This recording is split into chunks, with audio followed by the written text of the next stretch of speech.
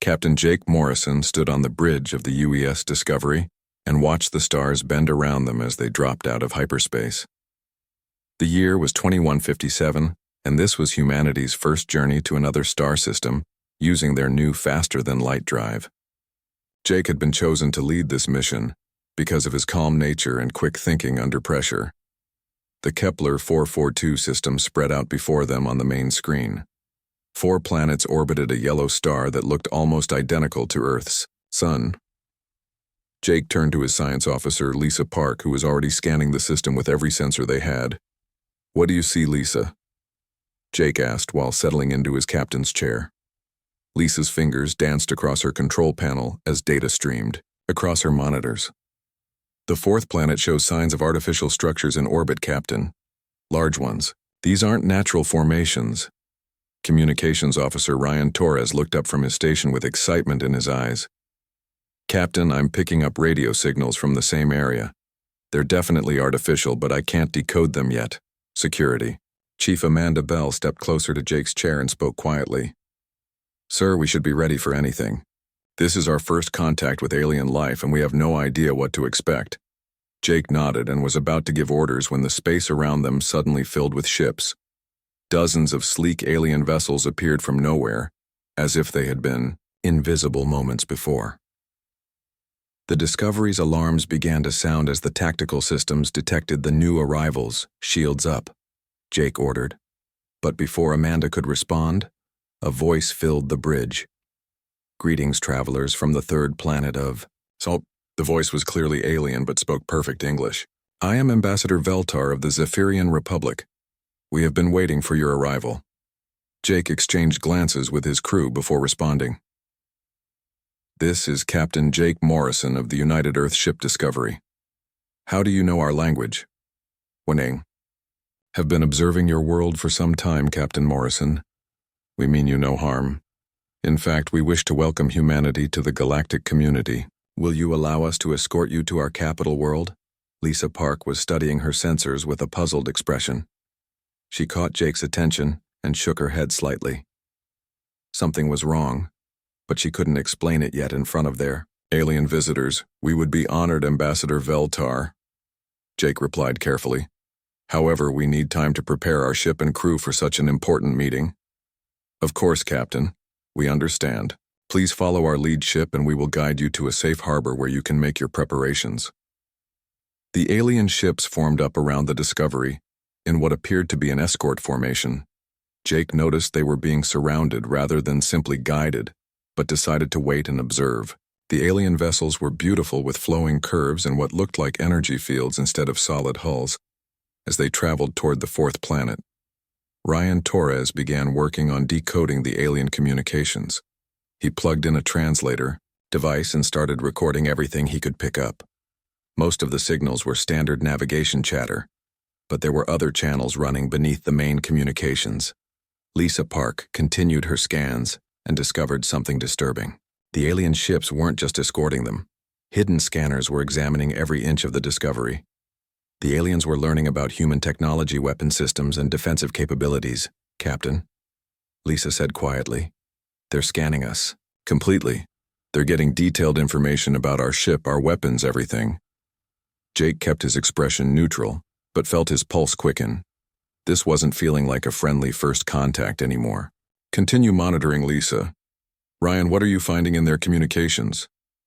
Ryan's face had grown pale as he listened to his translated intercepts. "Sir, there are encrypted channels running below their main communications. I can only pick up fragments, but I'm hearing words like containment protocol and facade maintenance." Amanda Bell moved to her tactical station and began running quiet diagnostics on their weapons and defensive systems. What she found made her blood run cold. "Captain, our weapon systems are showing reduced power levels. Something is interfering with our defensive capabilities." The Discovery followed the alien escort toward a massive space station orbiting the 4th planet. The station was enormous, easily 10 times larger than anything humanity had ever built. Hundreds of different ship designs were docked at various ports, indicating that many alien species use this facility. Ambassador Veltar's voice came over the communications again. "Captain Morrison, welcome to Harmony Station. Representatives from dozens of worlds are gathered here to welcome humanity to galactic civilization. We have prepared quarters for you and your crew. Jake made his decision, despite the warning signs he needed to learn more about these aliens and their intentions. Thank you, Ambassador. We accept your invitation. As the Discovery docked with the massive station, Jake gathered his senior staff in his ready room. Lisa Park spread her sensor readings across the table, while Ryan Torres played back the communication intercepts he had decoded. This doesn't feel right, Amanda Bell said bluntly. They disabled our weapons without us knowing, and they've been studying us like specimens. Lisa nodded in agreement. The energy signatures I'm reading from this station suggest weapon systems far beyond anything we can imagine. And they're all pointed toward the space lanes we just traveled through. Ryan added his findings. The communication fragments I decoded suggest this entire meeting is some kind of protocol they've activated. They keep referring to maintaining a facade until something called the Council makes a decision. Jake studied the faces of his crew and saw his own concerns reflected there. We're going to play along for now, but stay alert. Something tells me humanity is being judged, and we don't know what the consequences of that judgment might be.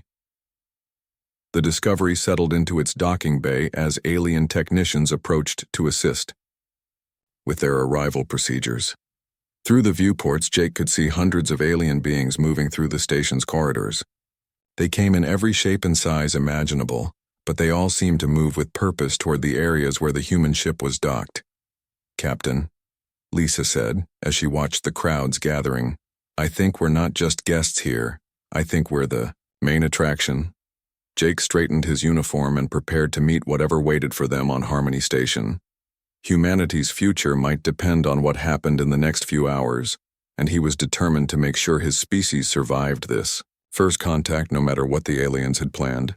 The grand reception hall aboard Harmony Station was unlike anything the human crew had ever seen.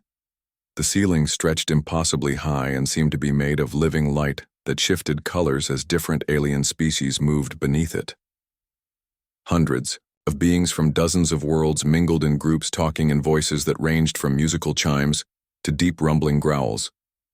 Captain Jake Morrison walked through the crowd with his senior officers, staying close together as they were introduced to one alien representative after another.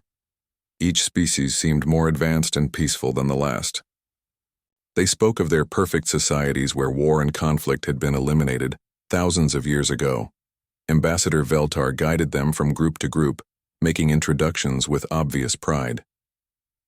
Captain Morrison, may I present High Chancellor Quindara of the Mantis Hegemony and Counselor Zexhai from the Crystal Gardens of Vega Prime. The aliens were universally welcoming and seemed genuinely excited to meet the humans. They asked polite questions about Earth and human culture, while offering to share their own technological and social advances. Everything seemed perfect, except for the small details that Dr. Kevin Hughes was trained to notice. Kevin had joined the away team as the ship's psychologist, and his job was to observe and analyze behavior patterns. As he watched the aliens interact with his crewmates, he began to see troubling signs beneath their friendly exterior. Their body language showed stress responses whenever humans mentioned anything related to conflict or military capabilities.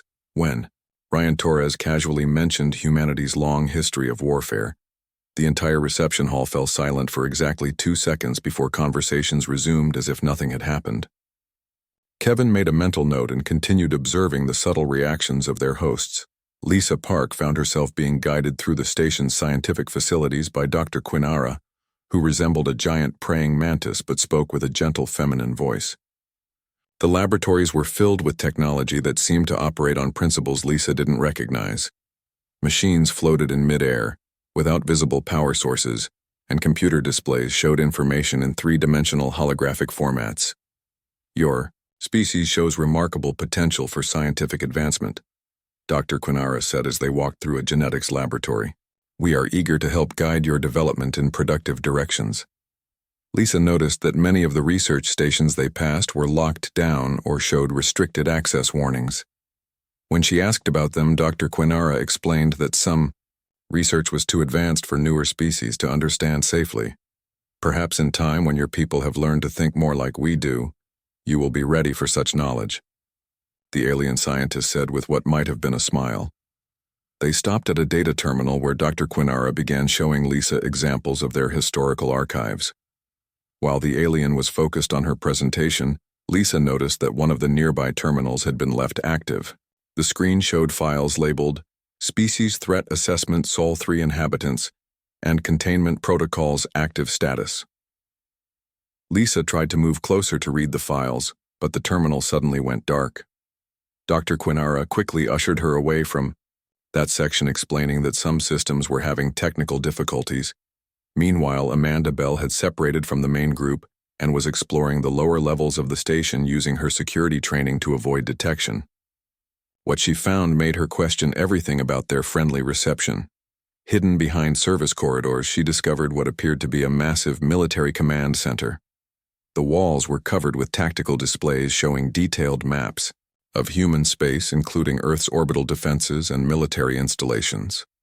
Computer screens showed analysis of human weapon systems, population centers, and industrial capabilities. Two insectoid aliens stood before the main display discussing something in their own language. Amanda activated her universal translator and listened to their conversation. Phase 2 of the containment operation should begin soon, one of them said. The Council has reviewed the preliminary assessment, and the humans are even more dangerous than we initially calculated.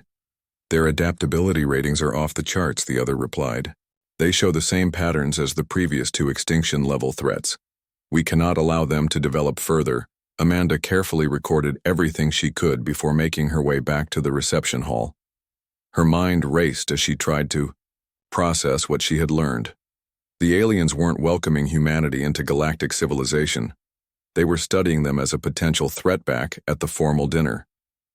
Captain Jake Morrison was asking questions about galactic history and the development of their peaceful society. The alien ambassadors were happy to share stories about how they had evolved beyond warfare and conflict, but their answers seemed rehearsed and artificial. It must be fascinating to study the historical records of such ancient civilizations, Jake said casually. I would love to learn more about how you achieved such lasting peace. The aliens exchanged glances before Ambassador Veltar responded. Our historical archives show that violence was eliminated from galactic society over 10,000 years ago, Captain. All species eventually learn that cooperation is more beneficial than conflict, Jake pressed further. But surely there must have been some species that were more aggressive or slower to adapt to peaceful coexistence. Again, the slight hesitation before the response. A few species chose to ascend to higher planes of existence rather than join our community. They found paths that took them beyond the need for physical interaction with other worlds. Lisa Park had rejoined the group and caught Jake's eye. She shook her head slightly, indicating that something was very wrong with what they were being told. Ryan Torres had been working throughout the reception to tap into the station's communication networks, using equipment hidden in his formal uniform. What he discovered confirmed everyone's growing suspicions. The entire reception was an elaborate intelligence-gathering operation. Every word spoken by the humans was being recorded and analyzed by teams of alien specialists. Their conversations, their reactions, their questions, everything was being studied and cataloged by something called the Galactic Preservation Council. Ryan managed to access some of the analysis reports, and what he read made his hands shake. The aliens had classified humanity as a Type 7 extinction threat, based on their observations of human behavior and development patterns. The reports recommended immediate implementation of something called Protocol 7, which had only been used twice before in galactic history. As the evening progressed, Jake noticed that more and more aliens had gathered in the reception hall. They weren't participating in the festivities, they were observing. Hundreds of beings from different species stood along the walls, watching every human movement with intense focus. Dr. Kevin Hughes had been analyzing the behavioral patterns of their hosts all evening, and his conclusions were disturbing. Captain, he whispered during a quiet moment, these beings are terrified of us. Everything they're doing is designed to study our capabilities while keeping us calm and cooperative. Amanda Bell had managed to brief Jake quietly about what she had discovered in the command center. The implications were clear. Humanity was not being welcomed into galactic civilization, they were being evaluated for elimination.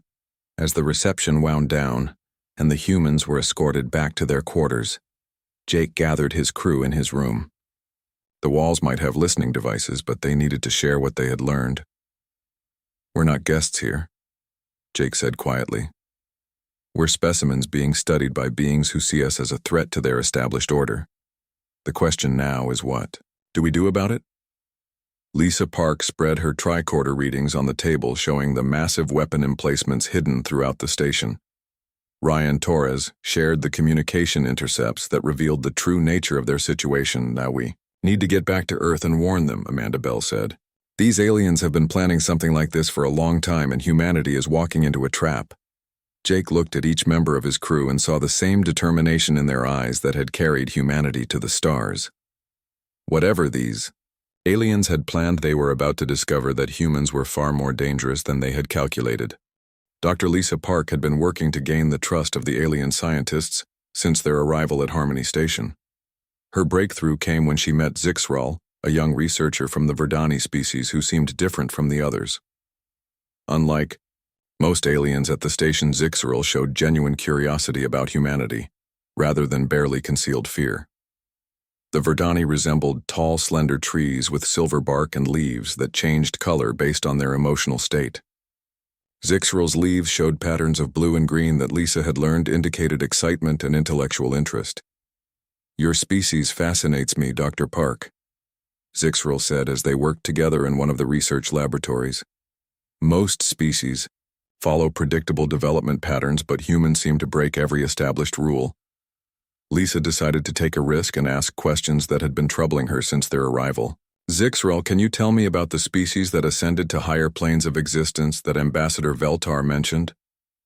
The young alien's leaves immediately shifted to darker shades, indicating discomfort and uncertainty. Zixral looked around to make sure they were alone before responding in a whisper. "That is the official explanation, but I have found evidence that suggests something very different happened to those species," Zixral said quietly. "There have been 3 major extinction events in galactic history, where entire civilizations simply vanished from all records." Lisa's heart rate increased as she realized they were getting closer to the truth about the aliens' real intentions. "What kind of evidence?" Zixral led her to a secure terminal in the corner of the laboratory and began accessing files that were clearly restricted. "Archaeological sites throughout the galaxy show signs of massive orbital bombardments that match the time frames when these species supposedly ascended. Entire worlds were sterilized from space using weapons that left specific energy signatures." The data that appeared on the screen made Lisa's blood run cold. Planet after planet showed the same pattern of destruction, complete annihilation of all life, followed by careful cleanup operations to remove any trace of the original inhabitants. But what made these species so dangerous that they had to be completely eliminated? Lisa asked. Zixral's leaves turned almost black with fear as they continued sharing their forbidden research. "They all showed the same characteristics, Dr. Park. High aggression combined with rapid technological advancement, and most importantly, the ability to adapt quickly to new situations and unite against common threats." Lisa realized with growing horror that Zixral was describing humanity perfectly. "How many species have been eliminated?" "At least 3 that I can prove, possibly more," Zixral replied. "The Corvani were master strategists and warriors who developed artificial intelligence and nanotechnology that threatened to revolutionize galactic civilization. The Threshki were explorers and inventors who discovered new methods of faster-than-light travel. The Kethmori were what?" Lisa pressed. "Were exactly like humans," Zixral whispered. "They came from a single world with multiple competing nations that learned to cooperate when faced with external threats. They were innovative, aggressive, and completely unpredictable by galactic standards." While Lisa was learning about the hidden history of galactic civilization, Captain Jake Morrison and Amanda Bell were conducting their own investigation in the restricted areas of Harmony Station. Using Amanda's military training, they had managed to access storage areas that contained artifacts from extinct civilizations. The vast warehouses stretched for kilometers in every direction, filled with technology and cultural artifacts from species that no longer existed according to official records. Jake picked up a weapon that looked remarkably similar to a human plasma rifle, but was clearly thousands of years old. These designs are almost identical to our latest military prototypes, Amanda said as she examined a defensive shield generator. It's like these extinct species were following the same technological development path as humanity. They found entire sections dedicated to each eliminated species, complete with detailed analysis of their military capabilities, social structures, and the specific threats they posed to galactic stability. The files painted a picture of a galaxy controlled by ancient powers who eliminated any species that might challenge their authority. Jake discovered records of something called the Galactic Preservation Council, a secret organization that had existed for millions of years. The council consisted of the oldest surviving species who viewed themselves as guardians of galactic civilization. Their mission was simple: eliminate any species that showed potential to disrupt the carefully maintained balance of power. Meanwhile, Ryan Torres had been working around the clock to intercept and decode alien communications. His breakthrough came when he managed to tap into the restricted channels used by the Galactic Preservation Council itself. The conversations he recorded revealed that humanity's first contact had triggered the highest level of alert in the Council's history. Emergency sessions had been called, and representatives from dozens of elder species were arriving at secret locations throughout the galaxy. The human species exhibits all the warning signs we have learned to recognize, one voice said in a recording Ryan had decrypted. They are aggressive, innovative, and show unprecedented ability to unite diverse populations against common threats. Another voice responded with obvious concern. Our preliminary observations suggest they may be even more dangerous than the Corvani or Threshki. Their rate of technological advancement has accelerated beyond all our projections. Ryan's hands shook as he continued listening to the recordings. The aliens had been watching humanity for decades, studying their development and preparing contingency plans. The decision to make first contact had been motivated by fear, not friendship. Dr. Kevin Hughes had been analyzing the psychological profiles the aliens had compiled on individual humans and the species as a whole. What he found revealed the depth of their surveillance and the accuracy of their threat assessment. They've been studying us since we developed nuclear weapons, Kevin told Jake during a private meeting in the captain's quarters. Their analysis of human psychology is disturbingly accurate. They understand exactly what makes us dangerous. The alien reports described humanity's unique ability to form cooperative bonds across tribal and national boundaries when facing existential threats. They noted humanity's tendency to become more innovative and resourceful under pressure, rather than fragmenting like most species. Most disturbing was their conclusion about human unpredictability. Every other species in the galaxy followed established patterns of behavior that could be predicted and controlled. Humans consistently acted in ways that defied alien logic and computational models. As the crew of the Discovery continued their investigation, they realized that their presence at Harmony Station was not just a diplomatic reception, it was a final evaluation. The Galactic Preservation Council was gathering data to make a decision about humanity's fate. Lisa Park's research with Zixral had revealed that Protocol 7 was the Council's ultimate weapon, a coordinated strike designed to eliminate an entire species before they could become a galactic threat. It had been used only twice in recorded history, and each time had resulted in the complete eradication of every member of the target species. They're not deciding whether to welcome us into galactic civilization, Lisa told Jake during their final briefing. They're deciding whether to let us live at all. Jake looked at the faces of his crew and saw the same determination that had carried humanity from caves to the stars. The aliens had studied human history and psychology, but they had missed one crucial detail about human nature. When humans were threatened with extinction, they didn't surrender or negotiate. They fought back with everything they had, and they never gave up until the threat was eliminated. Then we better make sure we get home to Warren Earth before they make their decision, Jake said quietly. Because if these aliens want a war, they're about to find out exactly how dangerous humanity can be. Captain Jake Morrison knew they had to escape Harmony Station and Warren Earth, but their ship remained under alien control. Every system aboard the Discovery was being monitored, and their communications were blocked by sophisticated jamming technology. Jake decided to create a diversion that would give his crew the opportunity they needed. He requested a formal meeting with the Galactic Council, claiming that humanity was eager to discuss their integration into galactic civilization. Ambassador. Feltar seemed pleased by this development and immediately began arranging the ceremony.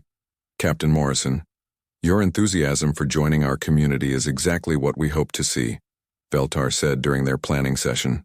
The council representatives are eager to learn more about human culture and capabilities. Jake smiled and played the role of an excited human leader, while his crew prepared for what might be their only chance to escape. Amanda Bell had been studying the station's security systems and found several weaknesses that the aliens hadn't considered. Their security is designed to handle species that think like they do, Amanda explained to Jake privately. They expect logical, predictable responses to their containment measures. They're not prepared for someone who's willing to break all the rules. While Jake attended planning meetings for the formal ceremony, Amanda began her sabotage operation. She used maintenance tunnels and service corridors to access critical station systems that the aliens assumed were secure. Her military training had taught her to find weaknesses in even the most advanced defensive systems. Lisa Park and Zixrel continued their research into the deepest archives of the Galactic Preservation Council. The young Verdani scientist had become increasingly disturbed by what they were discovering about the true nature of galactic civilization. The entire structure of our society is built on a lie, Zixrel said, as they accessed files that revealed the full scope of the conspiracy. The elder species haven't created peace through cooperation, they've maintained control through systematic murder. The archives contained detailed records of the Council's activities spanning millions of years. They had eliminated hundreds of species that showed potential for independent development or technological advancement that might threaten the established order. Lisa discovered that the Council operated through a network of ancient species who called themselves the Architects. These beings had survived countless galactic cycles by ensuring that no other species could challenge their dominance. They see themselves as gardeners, Lisa told Jake during a brief private moment. They cultivate galactic civilization by pruning away anything that grows too large or develops in unexpected directions. The most disturbing revelation came when they found Earth's observation files. Humanity had been under surveillance since the development of nuclear weapons, with detailed reports filed every few years about human technological and social progress. Ryan Torres had been working to decode the Council's communication protocols when he made a breakthrough that changed everything. He managed to access real-time communications between Council members as they debated humanity's fate. The situation has accelerated beyond our initial projections, one voice said in the intercepted transmission. Human technological development has entered what they call an exponential phase. Their experiments with quantum physics and dimensional manipulation pose direct threats to our containment capabilities. Another Council member responded with obvious alarm. How long before they develop weapons that could challenge even our most advanced defenses? Conservative estimates suggest less than 50 Earth years, came the reply. But their pattern of breakthrough discoveries makes even short-term predictions unreliable. We may have only a few years before they become impossible to contain. Ryan realized that the aliens' fear of humanity was based on accurate analysis of human technological progress. Earth scientists were indeed developing technologies that could potentially threaten even advanced alien civilizations. Dr. Kevin Hughes had been analyzing the psychological warfare techniques the aliens were using against the human crew. He discovered that their friendly reception was carefully designed to make humans feel safe and cooperative while gathering intelligence about their capabilities.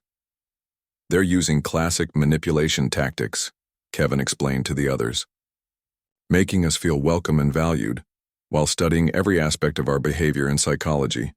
It's a textbook intelligence operation disguised as a diplomatic meeting. The formal ceremony with the Galactic Council was scheduled to take place in the station's largest assembly hall. Representatives from dozens of elder species would attend to evaluate humanity's suitability for inclusion in galactic civilization. As Jake prepared for what he knew would be their final performance, he gathered his crew for last-minute instructions. They all understood that this ceremony was actually a trial, and the verdict had likely already been decided. Remember that everything we do and say will be recorded and analyzed, Jake told them. We need to appear cooperative while gathering as much intelligence as possible about their capabilities and intentions. The ceremony began with elaborate speeches about galactic unity and the peaceful coexistence of all species. Jake played his role perfectly, asking questions about human integration while listening carefully to the responses for any useful information. What he discovered during the questioning made his blood run cold. The council representatives weren't asking about human culture or peaceful intentions. They wanted detailed information about Earth's military capabilities, population centers, and defensive installations. Tell us, Captain Morrison, about your world's orbital defense platforms. One council member asked casually. We want to ensure that our welcome ships don't accidentally trigger any automated defense systems. Jake realized that the ceremony was actually an intelligence briefing designed to prepare for an invasion of Earth.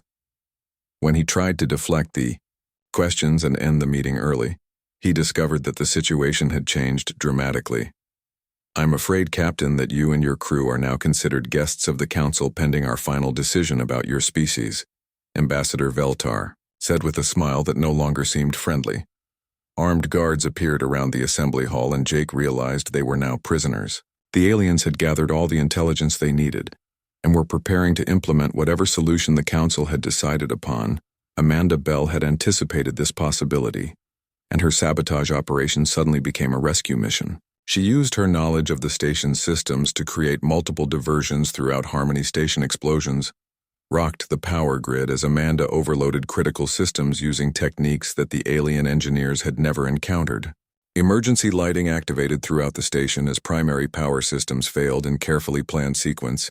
In the chaos that followed, the human crew fought their way toward the docking bay where the Discovery waited. They used tactics and strategies that confused and frustrated their alien captors who had never faced opponents trained in human military doctrine. Ryan Torres managed to download critical intelligence about the alien fleet that was already en route to Earth before they reached their ship. The data showed massive vessels armed with weapons capable of sterilizing entire planets. As they fought through corridors filled with confused aliens, Jake realized that their escape was succeeding because the aliens had underestimated human capabilities. They expected humans to behave rationally and predictably, but instead found themselves facing opponents who thrived on chaos and improvisation. Lisa Park and Zixral reached the Discovery together as the young Verdani scientist made a crucial decision.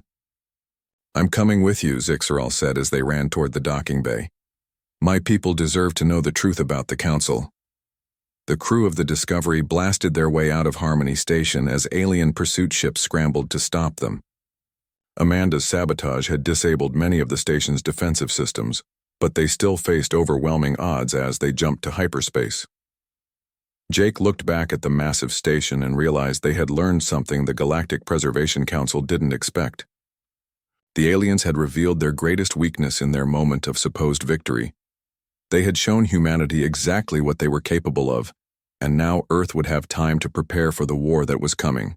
The aliens thought they understood human nature, but they were about to discover that threatening humanity's existence was the one thing guaranteed to unite every human being against a common enemy. The Discovery raced through hyperspace toward Earth, carrying the most important intelligence in human history, and the crew knew that everything would depend on whether they could reach home before the alien invasion fleet arrived. The Discovery limped into Earth orbit, 3 days ahead of the alien invasion fleet with critical systems failing and hull breaches on multiple decks. Captain Jake Morrison had pushed their damaged ship beyond safe limits to deliver the warning. That would save humanity. The emergency session of the United Nations Security Council was unlike anything in human history. Representatives from every nation on Earth gathered as Jake and his crew presented evidence of the impending alien invasion. Members of the Security Council. Jake began his presentation. Humanity faces an extinction-level threat that will arrive in less than 72 hours. The aliens who made first contact with us are part of a galactic conspiracy that has eliminated entire species throughout history. Lisa Park presented the archaeological evidence they had gathered, while Ryan Torres played the intercepted communications that revealed the true intentions of the Galactic Preservation Council.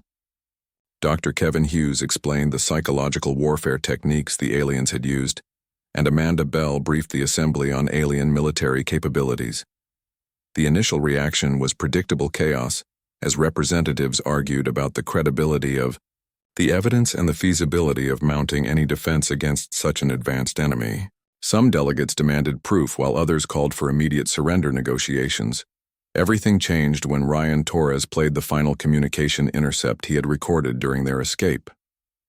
The voice of a council member discussing the complete sterilization of Earth and the elimination of every human being left no doubt about alien intentions. "They're not coming to conquer us," Jake said quietly as the recording ended. "They're coming to exterminate us completely because they believe we're too dangerous to be allowed to exist." The room fell silent as the full implications of their situation became clear. This wasn't a conflict that could be resolved through diplomacy or surrender. Humanity's only choice was to fight or die. General Patricia Collins had been listening to the briefing with growing determination. As Earth's newly appointed Supreme Defense Commander, she had the authority to coordinate humanity's military response. "Ladies and gentlemen," Patricia said as she stood to address the assembly, "we have less than 3 days to prepare for the most important battle in human history. I'm implementing Emergency Protocol Alpha, which places all military forces worldwide under unified command."